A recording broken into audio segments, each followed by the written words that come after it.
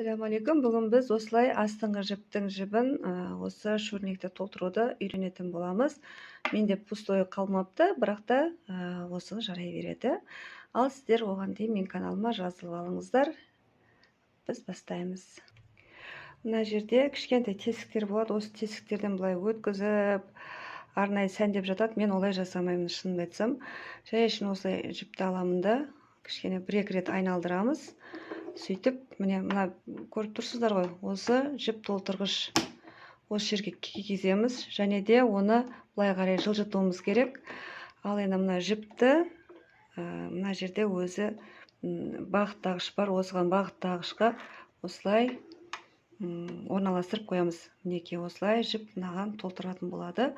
Және де бұл тігін машинасына тағы бір нәрсені ескеру керек. Мынаны құлағын маховикті былай босатуымыз керек. Енді педальды басамыз. Өзі автоматты түрде.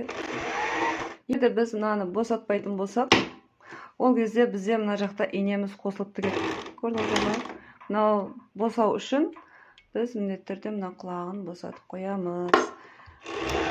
Өзі автомат жіпті жинай береді.